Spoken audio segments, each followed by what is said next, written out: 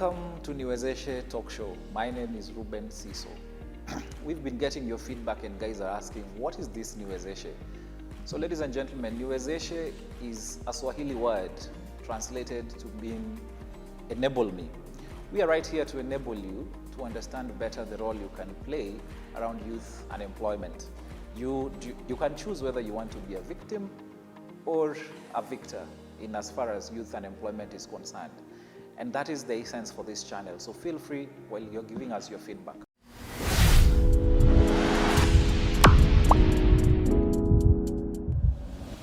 So today I'm joined on set by one of the most prolific and brilliant brains around youth, or rather matters youth unemployment. He deals with mentorship around businesses, and he will tell us exactly what he does around these matters.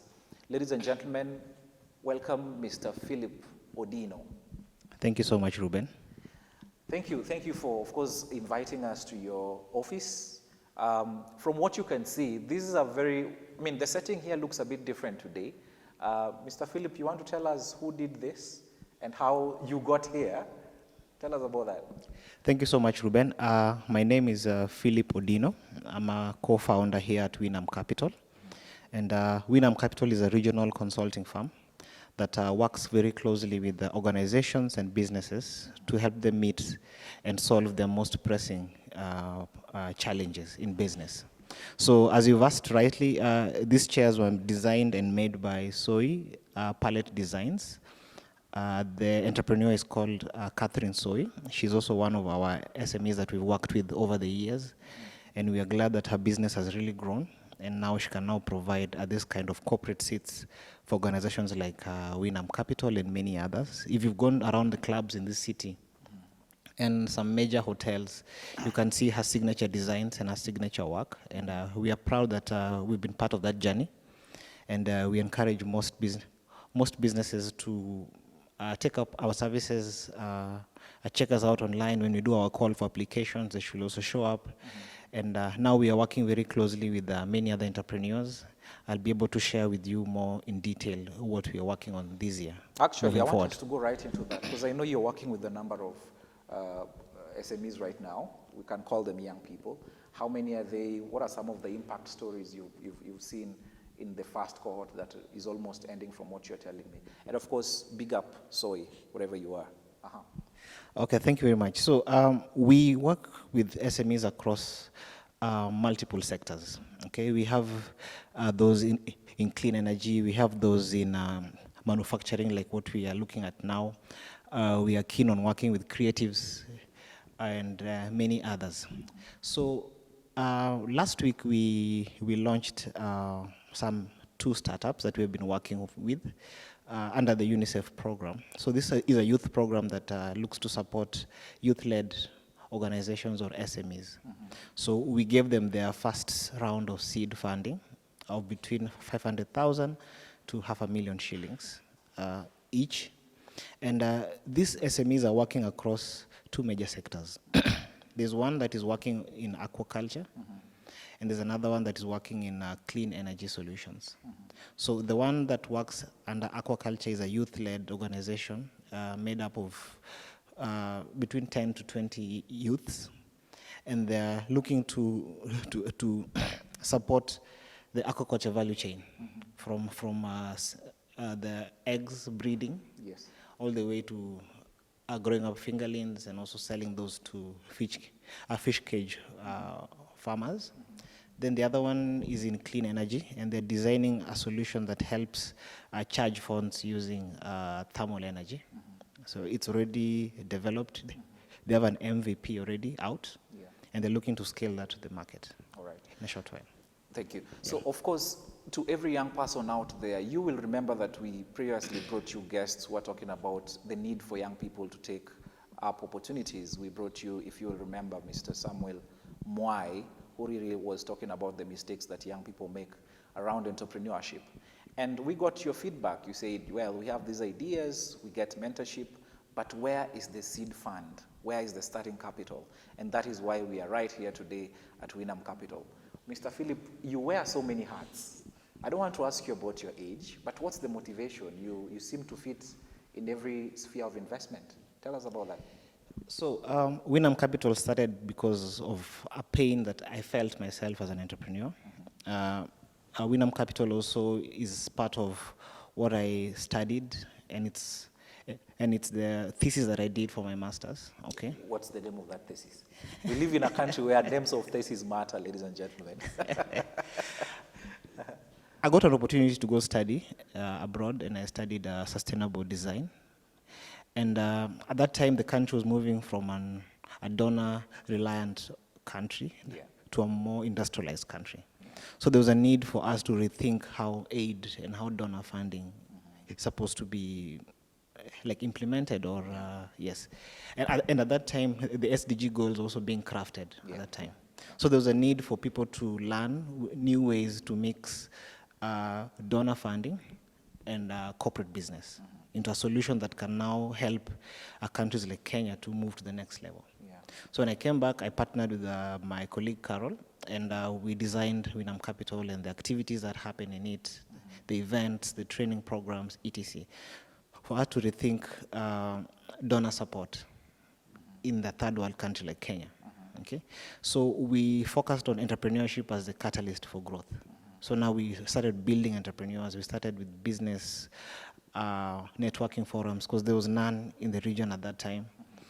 Through those forums, we met partners, people, designed projects, and now we have done several innovation weeks, almost 4 now, and we are moving forward to do other things. In terms of capital, we have innovated around offering working capital to SMEs. Traditionally, banks rely on collateral to finance SMEs, okay? But now there's an option where they can use a cash cover. So when we found that there's an option for a cash cover, we are currently working to set up our SME Guarantee Fund. So this is a fund that is guaranteed by Winam Capital and its partners and investors. For any SME that goes through our program, it gets funded automatically, because already the social capital part is done. The knowledge capital part is already achieved using our training programs and our acceleration programs. Then now the funding structure now comes in when now Winam Capital has money that is regulated by the Capital Markets Authority. So you'll be able to get funding as long as you're a Winam Capital SME or an affiliate partner. You'll be able to get funding through our programs. And to every young person out there, this is exactly what we meant when we said, do your part, just start, and the heavens will back you up. The question we got is, where are these people who are willing to give us starting capital, who are willing to give us mentorship and this kind of thing? They're right here, and now today we are talking to them. How many people have gone through your program? How many groups, for example, and the impact stories around it? So we've been doing this for the past 5 years, and so far we've networked and interacted with close to 6,000 SMEs through our various programs. I said we have social programs, social capital programs, like our Business Fridays, our Innovation Weeks. Then we have our knowledge capital programs where we teach people on basic business skills and also advanced masterclass level. Then we have the funding program, which is being launched this year, where now we'll be financing SMEs back to back. Already we've done a matchmaking with some SMEs. We've also given seed grants in partnership with UNICEF, as you saw on social media some time back. And now we are now getting into active working capital. Yes, that is backed by the Capital Markets Authority. I want us to shift gears to the rate of uptake that you're seeing among the young people. I know you've worked with quite a number of them. And I mean, from what we've heard with the programs, their experience is that the boy child is not so proactive. Is that the case? And this is backed by the narrative, or whatever you want to call it, in most job adverts. We are told actually women and persons with disabilities are encouraged to apply. And the question we get most of the time, where does that leave the boy child? Yeah, it's true. Men have been disadvantaged of late because there's a lot of campaign for women to get opportunities, etc., blah, blah, blah. But sadly, though, women are still not as proactive as we want them to be. Okay? Yes, they get opportunities. The bar has been lowered for them slightly, but still very few of them apply for these opportunities. A case in point is when we were doing our business live chats. We used to interview women and ask them to come for those shows. Very few of them would come for the shows. Because one, the business is not structured as a business, firstly. It's a front for something else. Okay? Secondly, they were not confident in themselves to actually believe they can actually run companies. But nowadays we have success stories like Soy Designs. This is one of our success stories.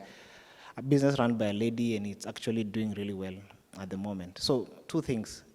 Women are not running legitimate businesses. Two, they're not confident enough to discuss about their enterprises and their struggles and their successes. Okay. In terms of the boy child, we have men who are running companies, young men running brilliant companies, but very few of them are open to learn. They're not as proactive as the ladies in terms of learning. Okay? They believe in themselves and they think they've figured it out, and very few of them come for help. They only come for help when now the business is failing. That's when they show up and ask for help. And from where you see it, what do you think is the biggest challenge? What is the biggest cause of that? Lack of information and peer-to-peer influence. So if it worked for Ruben, it may work for me. So we just go and just take some money and just copy what has been done before. Yeah. People want to copy-paste a lot. Yes, in Kisumu, that is a problem here. In Kisumu, is it a problem you've encountered quite a while? Yes. Even as you walk around the streets, how many M-Pesa shops do you see? How many salons do you see? Every lady, when they get some money, they want to open a boutique business. Yet there's so much room for innovation. They should try and look into those spaces. And that's part of what we do in our programs is ideation. How can you rethink what you want to do? After you've thought about what you want to do, then now think again until you reach the core what you really, really want to do and why you're doing it. Okay. Yeah. Now, there is a young person out there, well, honestly, they're jobless. But some of the opportunities that are, dangled across their eyes or across their face is betting or pyramid schemes.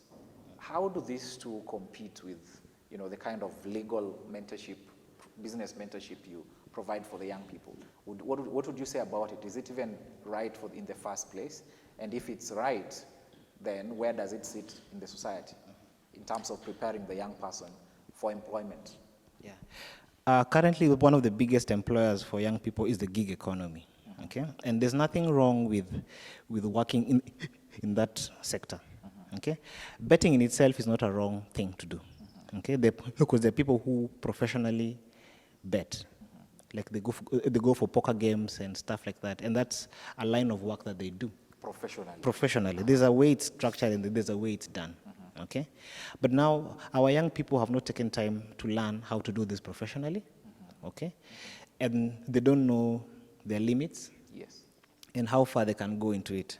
Okay, and pyramid schemes and Ponzi schemes have been things that have been here ever since time immemorial, and those are get-rich schemes that are very short-lived, and they're shortcuts to success. Okay, but if these young people can actually take time and learn how to bet professionally, then this can be a line of work for them. Yes. Okay. And of course, still dealing with the same group of young people. Somebody has tried to send applications for employment, nothing is coming through. So what they have is an idea in their head, okay? A business idea, a project idea. What's the first kind of advice you'd give to that kind of person? What should they do? Okay. Entrepreneurship is like jumping off a cliff and building an aeroplane as you go, okay? There is no exact formula, but we have distilled all these things into a science that can be learned. Entrepreneurship can be learned. Okay? You can actually learn how to make value from nothing. Okay? So for those who want jobs, because not everybody can be an entrepreneur again. We did a program with SOS Children's Home some time back, 2 years ago. And we had 2 tracks in that program. It was employability and entrepreneurship. So there were some basic things we taught them, core skills, stuff like that, presentation, etc., self-care, and mental health-ish. Then, after a while now, we give them a chance to break out into these two different tracks.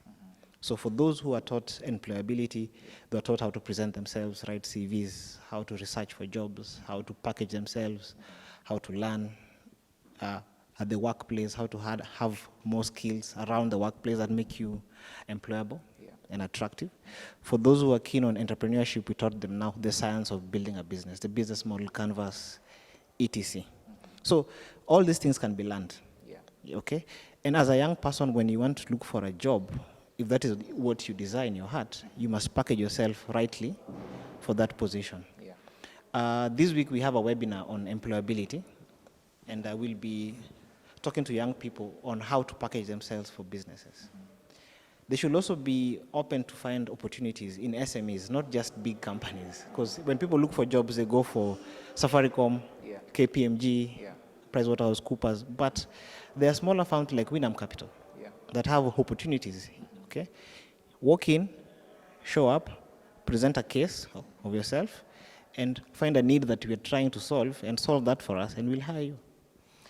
Tell us about what you see as an employer. I know you work with young people from day one in terms of the expectation of the employer vis-a-vis the real behavior of the young person. You know, kind of, what you see around email courtesy, the language around, the office, dress code. What do you see as an employer from an employer's lenses? Firstly, when you approach us for an opportunity, okay, we are not really keen on having you to come and work for us. Okay, that's not our goal. That's not our, we want to wake up every morning like we want to hire you. No, we are looking to solve a problem in the market. If you can help us solve that problem, we hire you. Okay. Secondly, when you come to work with us, we don't rely so much on salary schemes per se. We don't ask you how much money do you want. Okay. We create for you a platform to earn as much as you think your value is worth. Okay. We give you an opportunity and you build it from there upwards. In terms of application etiquette, we get people sending emails to us and say, like, for example, I kindly receive. What? What is wrong with kindly receive? Tell us. Why? As in, okay. What should you kindly receive? What should I kindly receive? Yeah. What am I receiving? Okay? Okay. The subject line is... Let me just speak about that so that it's clear. Yes. What you are saying is people don't know how to write application letters. Even the application email itself. Yeah. Yes. Introduce yourself. Hi, my name is so-and-so. I saw this thing at this place. I'm interested in this position. This is what I have to offer. This is what I've done before. You want to see more, blah, blah, blah, etc. Attached. Yeah. Okay? Yeah. But that way, even before I read your CV that's attached, the body of the email already has enticed me, and I want to actually read more. Yeah. Okay? But if you tell me something like, hello, my name is Philip, kindly receive. Receive what? You don't know what to receive. Yes, I'll just block that immediately. Yeah. What's the role of emotional intelligence, and what do you see in the young person in as far as the employment space is concerned? A young person told me, my boss told me, Tom, you want to send that email before close of business. And he thought that his boss was actually requesting or giving him options whether that email should be sent by close of business. What do you say about such kind of things? At the workplace, there's some targets that are time sensitive. Okay, like maybe we are lobbying for a client, and I promise the client to send the email by close of business.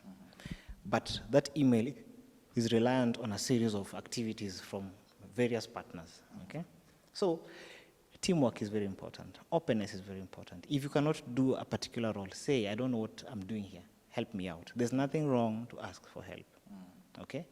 Then again, learn on the job. If you don't know something, yes, today you don't know about it, but tomorrow you should not be not knowing about it. Okay? Ask for help, learn on the job. Yeah. Okay? If you know that you will not make it and you will not meet the deadline, inform us early speak about it, somebody else can actually take up that job. Yeah. If you're struggling with something within that assignment, somebody within the team has already solved this before. By the time you're being given this task, there's somebody within the team who can actually do it even better than you. Yeah. Delegate, ask for help, and just partner. Yes. All right. I want us to close it because I see the director saying time is up. You can close it for us by just highlighting some of the opportunities that are coming up for the young people, especially in this region. What are some of the things that they should look out for, and also your social media handles? Okay. As I said, I speak to the mic? Yes. Camera? Yes. Okay. So as I said, we are working closely with SMEs across multiple sectors. So we have a Creatives Masterclass coming up in June. It will run for 1 whole year. So once that is ready, we'll share that on our social media. We have webinars on employability, so you should look at that also. We are keen on working in agribusiness and many other sectors. We have our annual Innovation Week that we have in November every year, last week of November, so watch out for that. So go to our website, winamcapital.co.ke, and Winam Capital on all social media handles.